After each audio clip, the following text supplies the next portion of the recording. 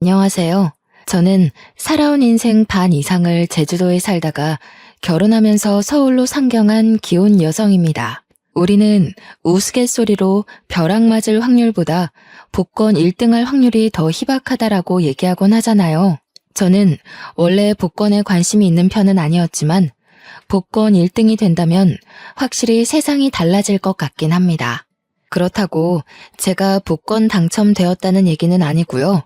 사실상 복권 1등보다 더한 기쁨을 얻게 되어 이 글을 쓰게 되었습니다. 기쁨을 얻기까지 과정이 무난했던 건 아닙니다. 가슴 아픈 감동 스토리가 있던 것도 아니고요.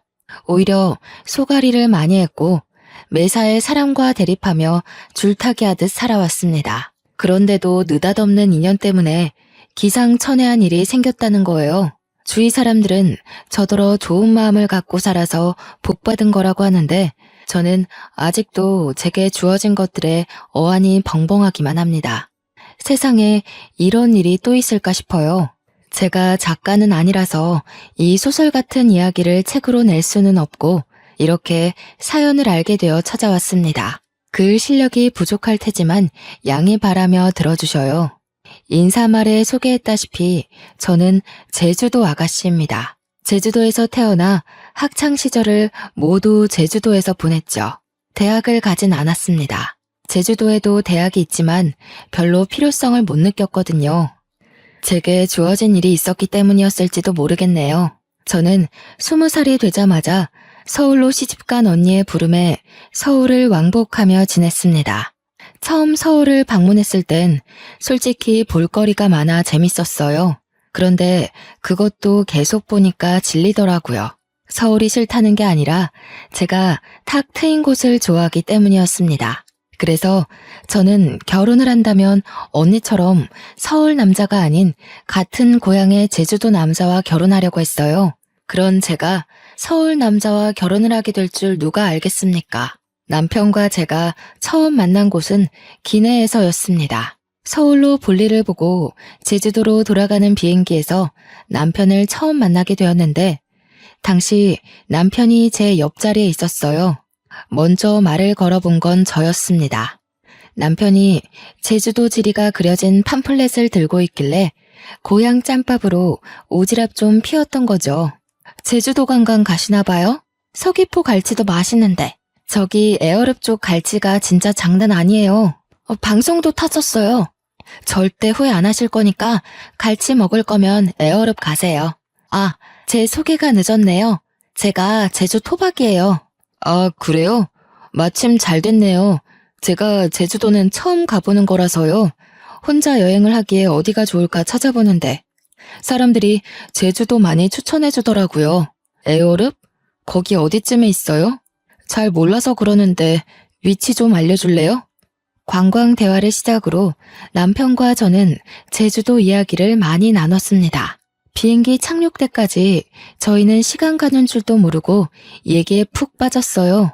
저는 고등학교 졸업 후 서울과 제주도 왕복을 자주 했기에 사투리가 제법 물러진 편이었습니다. 남편이 제주도 사람들이 자주 쓰는 사투리가 뭐냐면서 묻길래 그런 것도 알려주고 배우기도 했는데 저도 나름 재밌더라고요. 매번 서울에서 제주까지 왕복하는 게 지루하기만 했던 제가 그날만큼은 눈 깜짝할 새 제주도에 도착한 게 놀라울 따름이었죠. 그리고 착륙해서 그대로 작별 인사를 하는데 거기서 남편이 제게 연락처를 물어봤어요. 그렇게 만난 것도 인연인데 앞으로 연락하며 친하게 지내고 싶다고 하더라고요. 저도 남편과 제법 잘 통한다고 생각했기 때문에 흔쾌히 수락했는데 그게 연인으로 이어질지 몰랐습니다. 서울 남자였던 남편은 제 번호를 따간 지 12시간도 안 돼서 연락이 왔었고 그날 홀로 여행을 간 거라서 자기가 지리를 잘 모르겠다고 저더러 놀아달라 그랬어요.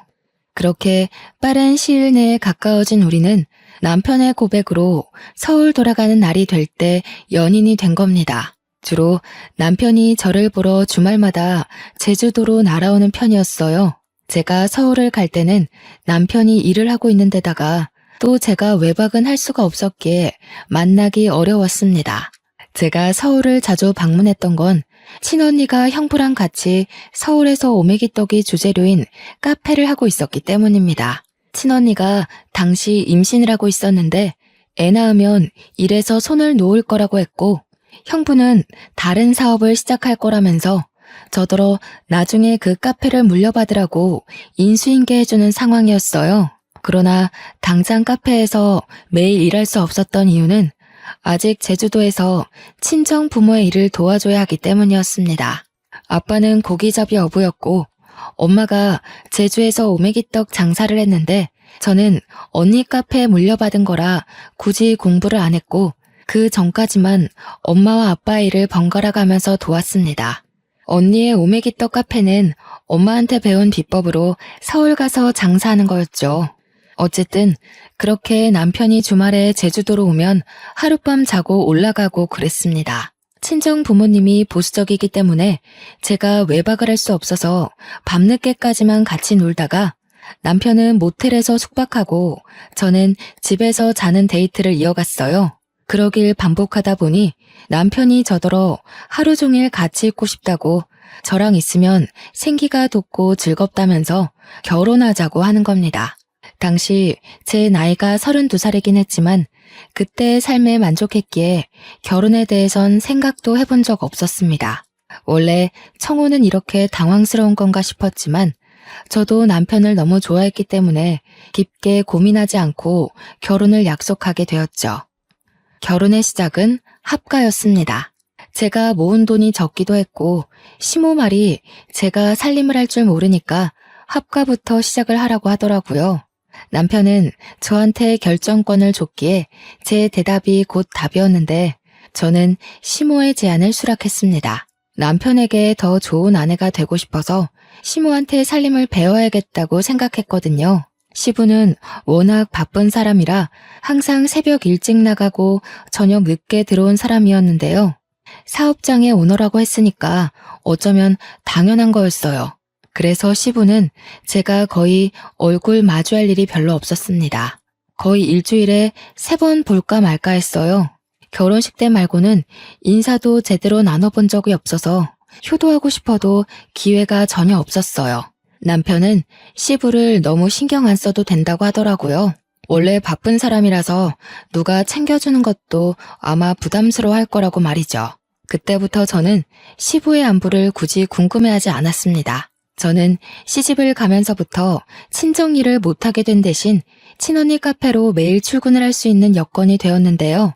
이제부터 출근을 하겠다고 시모에게 미리 알렸더니 시모가 그것을 못마땅해 하더군요. 그걸 꼭 지금 다녀야 되겠니? 그리 급한 것도 아닌 것 같은데. 결혼 생활에 적응하고 나면 다녀도 되는 거 아니냐?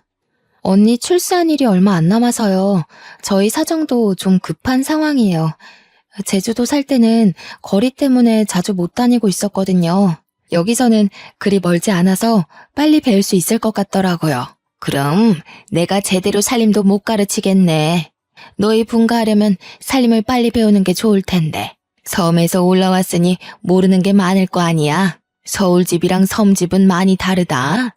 예, 네가 제주도에서 어떤 집에 살았는지 모르겠는데 서울 아파트는 그런 데랑 차원이 달라서 배워야 할 게 수두룩해. 언제 다 배워서 네 남편 챙기려고 그러니? 제가 서울집을 안 가봤겠습니까? 저희 친언니 부부네 집이 서울입니다. 대화를 좀 하다가 알게 된 거지만 시모는 제가 제주도 섬에서 올라온 처녀라는 것에서 수준 차이 난다고 생각하고 있었어요. 아무리 꼬질꼬질하게 있어도 서울 사람은 귀티가 나고 아무리 치장을 해도 섬 사람은 빈티가 난다는 생각이더라고요. 그건 조금만 대화를 해봐도 느껴지는 부분이었습니다. 당연히 불쾌했죠. 그러나 시모가 제게 직접적으로 욕하는 것도 아니었고 은근히 무시하는 경향으로만 툭툭 던졌던지라 제가 대놓고 시모 말에 불쾌함을 드러내기가 애매했어요. 그나마 할 수 있었던 건 시모 말에 무조건 굽히고 들어가지 않는 걸로 대신 불편했던 감정을 풀어냈습니다.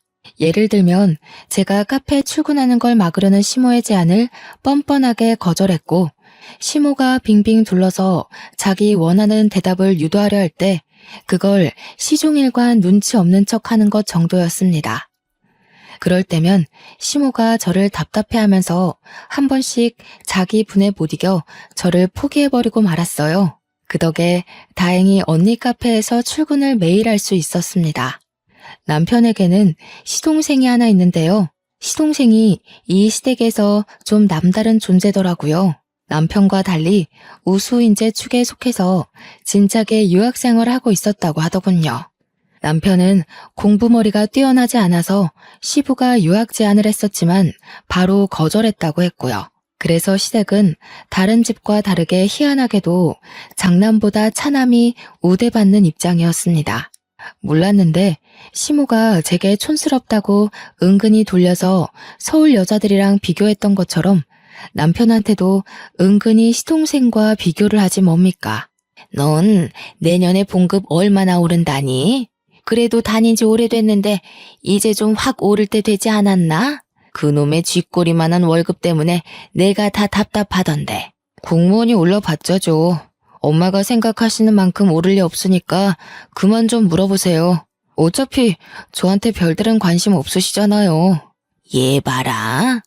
잔소리도 다 어미의 정이야. 내가 진작에 사업 하나 해보라고 했잖니. 요즘 같은 세상에 공무원 하나 해가지고 뭐 해먹고 살래? 네 동생 봐라. 벌써 그 나이에 한 달에 용돈만 돈 100만 원씩 보낸다. 내가 이걸 장남한테 받아야지 막내한테 받는 게 말이니? 어떻게 돈 불릴 궁리를 안 하는가 몰라. 시댁에서는 시부도 사업을 하고 있었고 시동생도 사업을 막 시작해서 단번에 성장했다고 했습니다. 그런 집안에서 남편만 공무원으로 안정직에 있는 상황이었는데요. 어떤 집안에서는 공무원이 남편 감으로 딱 좋다고 칭송하는데 시모는 돈이 확확 튀면서 졸부같이 사는 걸 좋아하는 것 같았습니다. 그렇다고 제가 친언니의 개인 사업을 물려받는 건 또 안 좋아했어요. 혹시라도 제 사업이 잘 돼서 자기네 식구보다 잘 나갈까봐 염려하더라고요. 무조건 자기 집에서 성공하는 사람이 있어야 된다고 보는 듯 했습니다. 남편은 내성이 생긴 건지 시모 말에 대강 대답할 뿐 별다른 감정을 드러내지 않았습니다. 옆에서 듣기만 해도 제가 대신 화가 나는데 정작 당사자가 가만히 있으니 제가 뭐라 나설 수는 없겠더라고요. 그래서 주로 뒤에서 남편을 위로해주기만 했습니다. 어머님 말 너무 신경 쓰지 마. 공무원은 뭐 아무나 되는 줄 아나? 내 친구는 공무원 시험 벌써 3번이나 떨어졌어. 공무원 경쟁률 장난 아닌데 어머님은 아무것도 모르면서. 나 신경 안 써. 원래 저런 사람이야. 나 때문에 당신이 신경 쓰는 것 같은데 당신이야말로 내 걱정은 마. 그래도 걱정해줘서 고마워. 당신이 옆에 있어서 내가 좀 숨 쉬어진다. 남편이 자기는 사춘기를 지나고부터는 시모의 잔소리를 그러려니 체념하고 산다고 했어요. 별로 타격도 없대요. 그러면서 시부가 자기 공무원 꿈을 응원해줬는데 그것만으로 충분하다고 시부는 오히려 사업하는 시동생 걱정으로 마음 졸인다고 했습니다. 시부가 사업을 하는 사람이기에 사업의 위험성을 잘 알고 있어서라고 했어요. 자꾸 이렇게 자리 없는 시동생 얘기가 나오니까 결혼식에서도 본 적 없는 시동생이 문득 궁금해지더라고요. 남편한테 슬쩍 물어봤더니 남편 말로는 시동생이 똑똑한데 얼굴도 자기보다 잘생겨서 잘나긴 했다고 하더군요. 얼마나 잘났길래 시모가 저리 차별을 하는 건가 괜히 샘통이 났습니다. 그렇게 하가 생활 3년이 지났을까요? 그토록 궁금하던 시동생이 귀국한다는 소식이 들려왔어요. 그날은 시댁에서 완전 명절 분위기였습니다. 시동생이 온다니까 저도 들뜨긴 했는데 한편으로는 남편이 걱정되는 겁니다. 시동생이 완전 한국으로 정착하러 온다는데 없는 사람과도 제 남편을 그렇게 차별했잖아요. 그런데 같이 살기까지 하면 얼마나 더 비교를 하겠어요? 불안과 호기심에 저는 그날 카페 일도 안 나가고 시모랑 같이 음식을 준비했습니다. 그렇게 저녁 시간이 되었는지도 모르고 진수성찬을 차리고 있었는데요. 퇴근하고 온 남편을 제가 반기기도 전에 시모가 먼저 잔소리를 해버리지 뭡니까? 너는 좀 일찍 맞춰서 공항까지 동생 좀 태우고 오지. 오늘 네 동생 오는 날이라고 했잖아. 애가 지금 비행기 오래 타서 피곤할 텐데 택시 타고 오는 중이란다. 공무원이 어떻게 일찍 맞춰요? 제가 월차 연차 낸 적은 있어도 어디 마음대로 일찍 퇴근하는 거 봤어요? 지난번에도 말씀드렸던 것 같은데요. 그러니까 말이다. 네가 진작에 사업을 해서 대표 자리 떡하니 맡고 있었으면 시간 구애받지 않았을 거 아니냐. 우리 집 남자들 사주는 죄다 사장인데 너는 누굴 닮아서 그렇게 도전 정신이 없니? 이쯤 되니까 저는 얼굴도 모르는 시동생이 궁금한 걸 넘어서 참 얄미웠습니다. 남편이 익숙해져 괜찮다고 했지만 어느 누가 비판받는 것에 적응이 되겠습니까? 아마 그건 마음속 관역이 닳고 닳아서 화살이 그냥 통과될 만큼 너덜너덜해진 걸 거예요. 마침내 시동생이 도착했고 초인종 소리에 시모가 불이 나게 달려갔습니다. 아이고 내 새끼 고생 많았다. 세상에 왜 이렇게 말라졌어? 밥도 제대로 못 먹고 일만 한 거 아니야? 요리하는 사람 좀 고용해서 끼니를 제대로 챙기지. 아무리 그래도 거기 음식 자체가 내 입맛에 안 맞더라고. 엄마가 해주는 밥 먹고 싶어서 죽는 줄 알았어. 그래서 더 빠진 건가? 근데 형은? 몰라. 동생이 왔는데 나와보지도 않네. 일단 손부터 씻고 와서 앉아. 엄마가 너 좋아하는 걸로 잔뜩 차려놨어. 남편이 퇴근한 뒤 아직 씻고 있었기에 남편 대신 제가 나가서 시동생에게 인사를 했습니다. 남편이 시동생을 잘났다고 엄청 자랑을 했었잖아요. 그런데 솔직히 실제로 보니까 제 남편이 더 잘나 보였어요. 일단 외적으로는 제 남편이 더 키가 컸고 체격이 좋았습니다. 시동생은 좀 마르고 허여멀건한 데다가 약간 멸치상이었어요. 공부 잘하는 괴짜처럼 생겼더라고요. 제가 우리 남편 와이프라서 남편 편을 들려는 게 아니고요. 정말 남편이 시동생을 한참 좋게 평해준 거였다니까요. 그러니까 제 눈에 시모는 시동생이 돈을 많이 벌어서 그거 하나만 가지고 좋아하는 것 같았어요. 형수님, 형한테 얘기 들었습니다. 듣던 대로 인상이 부드러우시네요. 형이 얼마나 형수님 자랑을 하던지. 저도 형수님처럼 좋은 여자 만나서 결혼하고 싶어요. 시모 때문에 시동생을 미리부터 미워하고 있었지만 막상 시동생을 만나니까 제가 얄미워했던 게 미안할 만큼 성격이 동글동글하고 좋더라고요. 그 순간 누구한테도 해보지 않을 불평이었는데도 시동생을 욕했던 제 자신이 부끄러웠습니다. 시동생이 이렇게 살가워서 남편이 시모가 시동생을 편애해도 그리 칭찬하고 감쌌나 봅니다. 그렇다는 말은 시댁에서 남편을 싫어하는 사람은 시모뿐이라는 거잖아요. 왜 그럴까 곰곰이 생각하게 되다 보니 문득 남편과 시동생이 안 닮았다는 걸 알게 되었습니다. 실례인 걸 알지만 저도 모르게 그걸 식사 자리에서 말해버렸더니 분위기가 싸해진 거 아니겠습니까? 질문을 한 건 저인데 당황한 것도 저였습니다. 아무도 제 말에 답을 안 하고 침묵만 흐르던 그때 가장 먼저 입을 연 건 시동생이었어요. 형수님 모르셨구나. 형, 우리 집 얘기 형수한테 말 안 했어? 그래도 결혼까지 했는데 형 사정은 알고 계셔야 되지 않나? 아, 뭐 좋은 일이라고. 나중에 상황 봐서 얘기하려고 했지. 미리 말 못해서 미안해 여보. 내가 밥 먹고 나중에 따로 설명해 주던가 할게. 남편은 그 뒤로 몇 숟가락 뜨지도 않았는데 자리에서 일어나 버렸습니다. 제가 따라서 일어나려 했는데 시동생이 제게 말을 걸더라고요. 남편이 나중에 말해주겠다던 개인 사정 이야기였어요. 듣자 하니 시부가 시모와 결혼 생활을 하는 동안 다른 상간녀를 만나 가진 아이가 남편이라 하더라고요.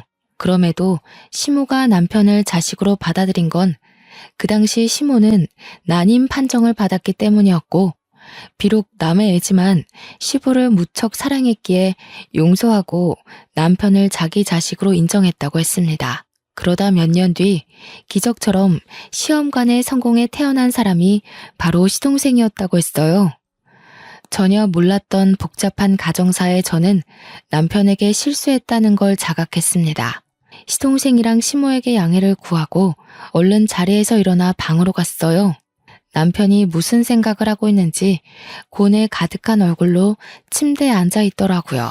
남편이 왜 시모에게 그런 취급을 받고 살았는지 알게 되니 남편의 처지가 참 불쌍하다고 느껴졌습니다. 태어났을 뿐인데 세상에 낙인 찍힌 셈이잖아요. 이 사실이 드러날 때마다 얼마나 손가락질을 많이 받았겠습니까? 저는 그 사실을 더 이상 언급하지 않고 남편을 조용히 위로해줬습니다.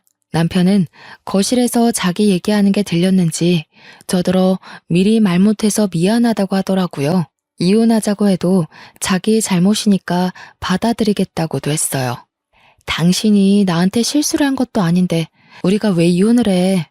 당신 나한테 한 번도 실망시킨 적 없고 남편 노릇 못한 적도 없고 속상하게 한 적도 없었어. 내가 보기엔 적어도 어머님보다는 진이 좋은 사람 같아. 제 위로에 남편이 웃음을 흘렸습니다. 저를 안아주면서 고맙다고 역시 저랑 결혼하길 잘했다고 하더군요. 결혼 전이나 후나 자기를 웃게 하는 사람은 저밖에 없다면서요. 남편과 저는 저희 나름대로 스스로 마음을 보호하면서 지냈는데요. 무슨 중고등학생 양아치 놀이도 아니고 시모뿐만 아니라 시동생까지 문제가 있더라고요. 그동안 멀리 떨어져 있어 몰랐을 뿐 시동생 또한 남편을 은근히 무시하는 경향이 있었습니다. 둥글둥글한 성격으로 보였던 건 사업을 하는 사람이었기 때문에 습관적으로 비즈니스 태도가 배어 있었기 때문이었어요. 한 두세 달 지내다 보니까 완전히 보이더라고요. 아주 자기 엄마랑 똑 닮아선 제 남편에게 형형거리면서 뻔뻔한 요구를 다 하더라니까요.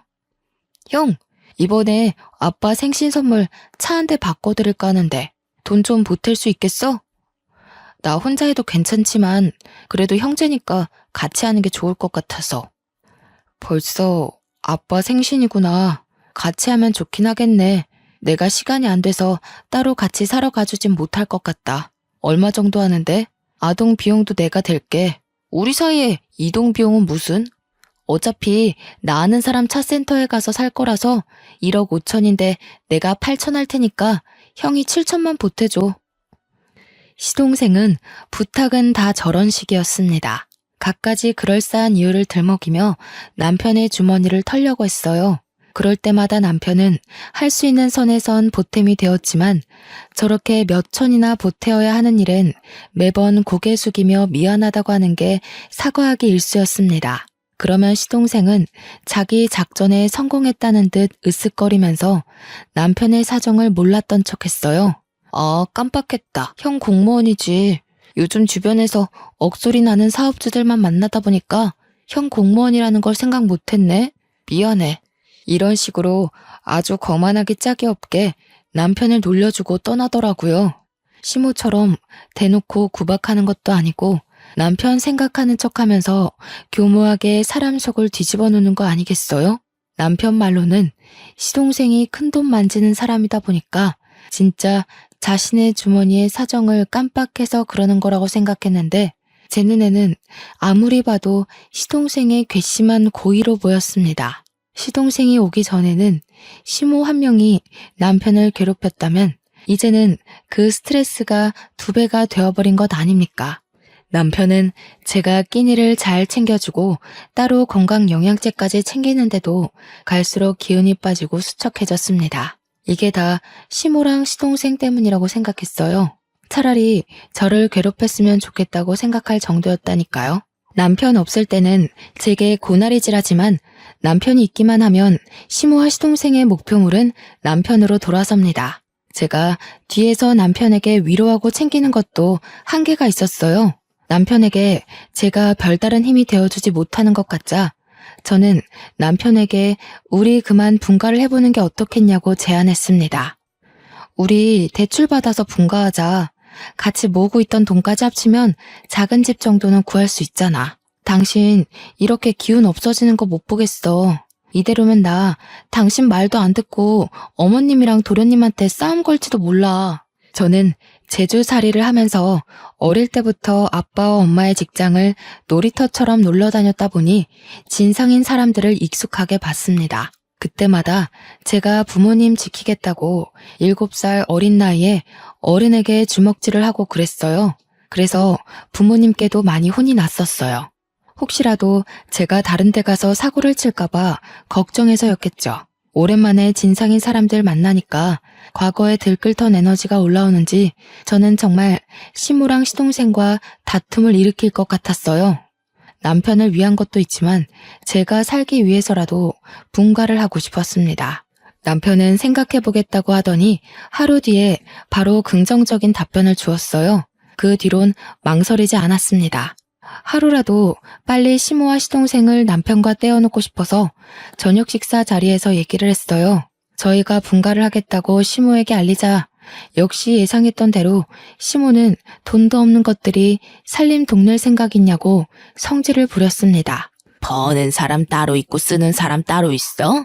혹시라도 우리한테 손 벌릴 생각이면 말하라. 지금 애비랑 동생이 돈 잘 번다고 콩고물 좀 떨어지지 않을까 생각하나 본데 절대 그럴 리 없다. 우리가 알아서 할 거니까 엄마는 신경 쓰지 마세요. 손 벌릴 생각 없으니 분가할게요. 아버지한텐 제가 따로 연락드리겠습니다. 왜 그래 형? 내가 와서 불편해서 그래? 그럼 그냥 형이 있어. 내가 따로 독립할게. 형 돈도 없으면서 왜 굳이 바보 같은 짓을 해? 이럴 때면 진짜 나이 거꾸로 먹는 것 같다. 바보? 시동생의 섬나는 발언에 저는 남편의 아내로서 더 이상 듣고만 있을 수 없었습니다. 그래서 저도 모르게 제주살이 하면서 억세졌던 성격이 불쑥 튀어나와 버렸지요. 다들 돈 하나름 쥐어줘 보거나 그런 말씀들 하세요. 맨손에 맨입으로 돈 없네 마네. 남의 주머니 사정 놀리지 마시고요. 그렇게 돈이 많으면 좀 뿌려보시든가요. 그래야 우아하면서 입 벌리고 부러워하기라도 하죠. 맨날 말로만 떵떵거리지 큰돈 만진다는 게 진짠지 아닌지 알 수가 있나? 뭐라고요? 형수님, 무슨 말씀을 그렇게 하세요? 아무리 섬 구석에서 덜 배우고 컸다지만 저도 엄연히 시댁 사람입니다. 말 가려주세요. 공무원이라고 무시하는 요즘 세상에 시댁 사람 친정 사람이 어딨대요? 지금은 명절도 안 챙기고 다들 여행 가기 바쁜 시대예요. 시댁 사람은 무슨? 어머, 얘가 오늘따라 왜 이러니? 너 약 먹었어? 그게 무슨 말버릇이야? 세상에 어느 며느리가 너처럼 어른 앞에서 입을 함부로 놀린다니? 어머님도 그러시는 거 아니에요. 어머님 친구 없으시죠? 제가 볼 땐 사람들이 어머님이랑 대화 조금 해도 다 떨어져 나갈 것 같은데. 그래서 더 돈으로 치장하고 사람들 마음 사려는 거죠? 시모는 제 말에 뒷목을 잡으면서 벌떡 일어났습니다. 제 얼굴로 올려는 손을 남편한테 붙잡히는 바람에 화만 버럭 냈어요. 그날은 제가 시댁을 들어오고 시댁에서 처음으로 대판 말다툼이 벌어진 날이었습니다. 제가 굽히지 않으니 상황은 극에 달하기까지 했는데요. 급기야 시동생이 시부한테 연락해서 시부까지 일을 중단하고 시댁으로 찾아오는 사태가 벌어졌어요. 저희가 얼마나 시끄럽게 싸움을 하고 있었으면 시부가 들어오는 소리를 못 들었지 뭡니까. 시부가 고함을 치는 바람에 저희 다툼이 무 자르듯 뚝 끊겨버렸습니다. 하필 제가 건방지게 막 소리를 지르고 있던 때라 저만 순식간에 죄인이 된 기분이었어요. 그리고 태세 전환 빠르게 들어간 시모는 주저앉으며 눈물을 터뜨렸고 시동생은 지 엄마를 달래줌으로써 저는 더 악질 며느리처럼 보이게 되었죠. 시부를 오랜만에 얼굴 마주하는 건데 이 꼴을 보여버렸으니 면목이 없어 고개를 숙였습니다. 동네 창피하지도 않아? 도대체 뭐야? 뭔데 일하는 사람까지 불러서 싸움 구경하게 해? 어디서 나이값 못하고 개싸움을 하고 있냐고? 그때 시동생이 시부를 불렀기에 시동생이 먼저 발언권을 가졌는데요. 아빠, 형수가 나더러 큰돈 만지는 거 구라 아니냐고 거짓말쟁이로 만들더라고. 아빠가 나 사업자금 대줬잖아. 그래서 내가 그거 아빠한테 다 갚았잖아. 증언 좀 해줘. 시부에게 혼나게 생겼다고 각오를 하고 있던 그 순간 시부가 시동생의 싸다구를 훅 날리는 거 아니겠어요? 찰진 소리에 모두가 깜짝 놀래서 숨을 죽였고 시모도 우는 척을 관두고 얼른 일어나 시동생을 살폈습니다. 절딱선이 없는 것. 내가 돈으로 잘난 체 하는 일 없도록 하라고 했지. 나는 아들이라고 봐주는 것도 없다. 철없이 굴면 바로 호적에서 제명이야. 어디서 사업하는 사람이 함부로 허세를 부려? 왜 애 얼굴에 손을 대요? 잘못한 건 큰애네인데 왜 우리 애한테 그러냐고요? 당신 매번 우리 애한테만 차별할 때 내가 얼마나 속상한지 알아요? 시끄러워. 다른 사람 변명 다 필요 없다. 도대체 이게 무슨 난리인지 며느리가 얘기해보거라. 며느리 얘기 끝날 때까지 누구라도 입 열기만 해봐. 바로 쫓아낼 테니까. 의외였습니다. 제가 마지막까지 악을 지르고 있던 사람이라서 시부가 저를 안 좋게 볼 거라고 생각했거든요. 근데 그게 아니라 시부는 그나마 제가 제3의 입장이라고 생각한 것 같았어요. 그래서 저는 지체 없이 토시 하나 빠뜨리지 않고 있었던 모든 대화들을 말씀드렸습니다. 제가 대학만 안 갔지 기억력 하나는 끝내줬거든요. 그래서 친언니한테 인수인계 받을 때도 기억력이 톡톡히 성과를 내주는 덕에 친언니가 저를 더 믿고 가르치는 거였습니다. 시부가 조용히 하라고 했는데도 제 발언에 반박하려는 시모를 시부가 시선으로 제압했어요. 그러면서 시부가 우리더러 자금을 대줄 테니 분가라는 놀라운 제안을 해줬습니다. 저희를 진작에 분가시킬 생각이었는데 자기 일이 바빴던지라 깜빡했다고 하더라고요. 시모는 그 소리에 배가 아팠는지 날고 기면서 돈 아깝게 왜 우리 돈으로 쟤네 분가를 시키냐고 시부에게 호소했습니다. 당신이 쟤네 속셈은 몰라서 그래요. 우리가 괜히 이러는 줄 알아요? 당신 돈 있는 거 알고 공짜로 돈 구해내려고 그런 거라고요. 엄마, 그만 좀 하세요. 이 사람 여기저기 돈 구하는 사람 아니거든요. 엄마 같은 사람이랑 달라서 사람밖에 구해본 적 없는 사람입니다. 모욕하지 마세요. 사람 같은 소리 하네. 사람은 뭐 아무나 구하는 줄 아니? 차라리 돈 구한다고 하는 게 훨씬 현실 같겠다. 애들 장난도 아니고 그런 것도 변명이냐? 유치해서 정말. 어머님처럼 돈 생각만 하는 사람들은 생명을 구한다는 말에 괴리를 느끼겠죠. 제정신 바뀐 사람들은 어머님 같은 사람 옆에 두질 않아요. 이거 보이세요? 어머님은 누굴 구하다가 이런 상처까지 감수해 보셨어요? 뭐든 어머님 기준에 안 맞다고 함부로 판단하지 마세요. 시모에게 눈에는 눈, 이에는 이로 공격하다 보니 저도 모르게 숨겨놨던 흉터를 드러내게 되었습니다. 유치한 다툼인 걸 알지만 시모 화를 복돋는 데는 이만한 공격이 없더라고요. 제 흉터를 보고 시모가 살짝 흠칫하긴 했지만 또 자기만의 해석으로 맞대응을 하려고 했는데요. 그때 시모를 밀치고서 시부가 제 앞을 차지해오는 거 아니겠습니까? 설마 며느리야? 그 상처 어떻게 다친 거야? 어디서? 언제 그렇게 됐어? 너 제주도에서 살았다고 했었지? 설마 그게 그 흉터랑 관련이 있니? 예? 이건 제주도에서 한 13년 전인가? 아빠랑 같이 낚시 나갔다가 우연히 물에 빠진 사람을 구했었는데 그때 다쳤어요. 네가 구했다는 사람이 혹시 연령 좀 있는 아줌마였어? 키가 좀 작고 분홍색 셔츠에 빨간 긴 치마를 두르고 있지 않았니? 어머, 아버님께서 그걸 어떻게 하셨어요? 그 아줌마랑 아시는 분이에요? 설마 아줌마 위급하실 때 옆에 계셨던 분이 아버님이셨어요? 13년 전 일이라 기억이 가물가물할 수 있지만 제가 기억력이 좋은 편이라고 했잖아요. 그래서 그때 제가 구한 아줌마의 인상착의를 기억하고 있었거든요.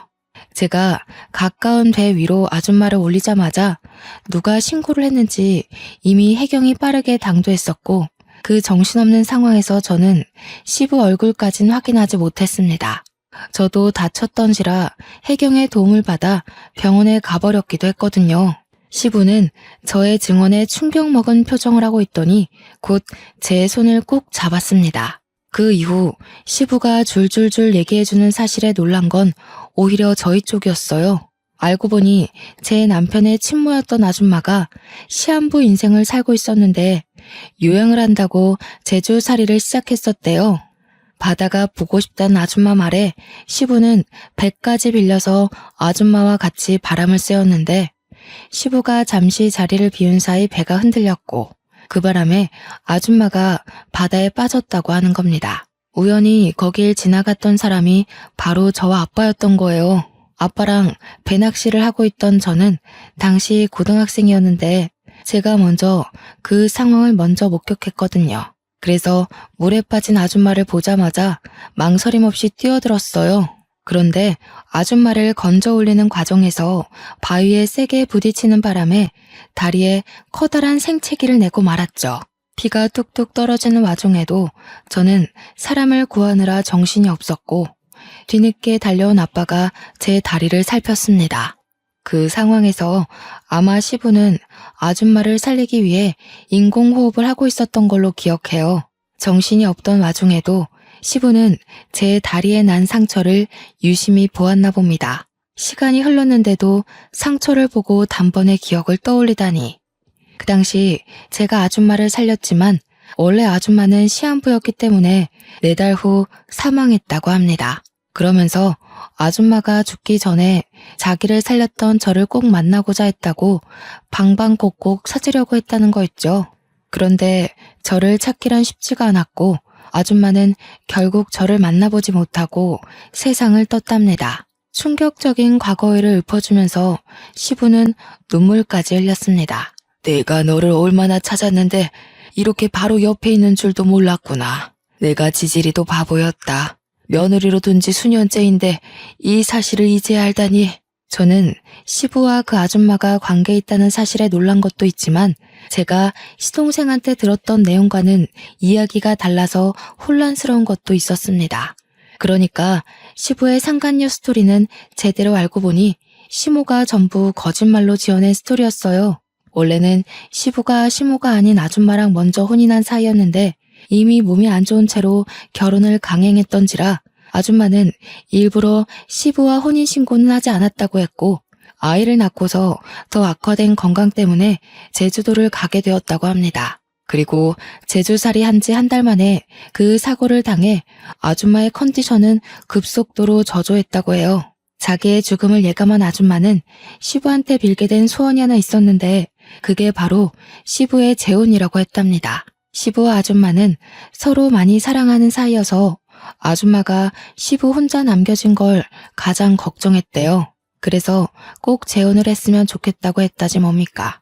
시부가 서류상에는 첫 결혼으로 보이겠지만 사실상 시모와 재혼을 했던 거였습니다. 시부는 아줌마의 마지막 소원을 들어주기 위해서 당시 아줌마의 요양보호사로 있던 시모와 계약 결혼을 했고 아줌마는 그걸로 이제 시부 걱정 않고 마음 편히 눈을 감았다고 했어요. 이 사실은 남편도 처음 듣는 것 같았습니다. 한 여고생이 물에 빠진 자기 친모를 살렸다는 얘기를 시부한테 들은 적 있었던 남편은 그게 저라는 사실에 그저 벙쪄 있었더라고요. 그리고 다른 의미로 시모랑 시동생도 충격을 먹은 채 입을 다물고 있었어요. 그러니까 결과적으로 지금 제게 시모인 저 사람이 아줌마의 요양보호사라는 거잖아요. 대단한 사모님인 척 하던 저 아줌마가 원래는 우리 남편처럼 월급쟁이였다는 거 아닙니까? 어이없어서 웃음이 나왔는데 이런 뒷이야기는 시동생도 처음 알았나 봅니다. 자기 출생 비밀과 출신이 생각보다 형편없다고 생각했는지 자기 엄마한테 분노를 느끼고 있었어요. 사실상 손가락질 받아야 할 사람이 우리 남편 쪽이 아니라 자신 쪽이라는 사실을 자각한 것 같더라고요. 시동생은 시모한테 불같이 화내면서 따지고 있었습니다. 그러거나 말거나 저랑 시부와 남편은 시모 쪽과는 다른 세상에 있었어요. 아무래도 먼저 간 정은 엄마가 너를 알고 며느리로 들인 게 아닌가 싶어. 어떻게 이런 인연이 다 있을 수 있니? 내가 어떻게 이리 소중한 사람을 몰라봤을까? 아니요, 아버님. 저는 할 일을 했을 뿐인걸요. 아줌마가 살아계셨다면 좋았을 것을. 그래도 아버님 말씀하시는 거 들어보니까 아줌마가 정말 좋으신 분이었다는 게 느껴져요. 고맙구나. 내가 이제 먼저 간 정은 엄마한테 얼굴 들 수 있겠어. 그리고 사돈댁에도 곧 인사를 드리러 가야겠다. 내 은인이 우리 집에 들어왔는데 내가 이대로 가만히 있을 수가 없지. 여전히 당황스러운 전개였지만 사실을 받아들인 저는 오히려 아줌마가 돌아가신 것에 유감을 표했습니다. 그리고 시부는 제게 만나면 꼭 보상할 거라 기다리고 있었다면서 잠깐 방에 들어갔다 나오셨는데요. 손에 쥐고 온 건 다름 아닌 통장이었습니다. 돌아가신 아줌마의 유언이기도 하다면서 저에게 그 통장을 주더라고요. 그게 아줌마 사업장을 정리하고 남은 돈의 일부라는데 아줌마 말로는 꼭 자신의 은인에게 답례를 하고 싶어 했다고 했어요. 얼떨떨하게 받은 그 통장을 열어보는 순간 저는 소스라치게 놀라서 다시 시부에게 통장을 돌려줬습니다. 소소한 답례라기엔 너무 큰 돈이었거든요. 회사의 오너였다는 아줌마가 제게 일부만 남겼다는 그 유산은 무려 31억 원이었습니다. 한 번도 본 적 없던 숫자이기도 했고 너무 큰 돈이라 받을 수 없다고 바로 돌려줬는데 시부는 너무 완강했어요. 13년 전부터 이미 이 통장은 제 돈이었다고 자신은 주인을 찾아줬을 뿐이라고 하더라고요. 손이 떨리는 액수였지만 시부의 대쪽 같은 부탁에 저는 결국 그걸 받게 되었고 시모는 조용히 숨죽이고 있더니 제가 통장을 받자 갑자기 배가 아파서 죽으려고 하더군요. 시모는 곧 시부한테 이혼 요구 당했어요. 아마 제가 그대로 일러바친 발언들을 믿어주는 듯 했습니다. 제가 거짓말할 사람은 아니라는 걸 시부가 알아봐준 덕일 겁니다. 결국 시부모는 이혼을 했어요. 시부가 소송 비용 드리고 싶지 않으니 조용히 도장 찍으라고 하는 걸 저와 남편은 곁에서 구경했습니다. 시모의 초라한 처지를 보고 있자니 남편 복수가 완벽하게 된 기분이라 시원했어요. 그리고 시동생은 시부의 씨를 받은 몸이라서 시부가 시동생이 갖고 있는 사업장만 주는 걸로 하고 집에서는 내쫓겼습니다.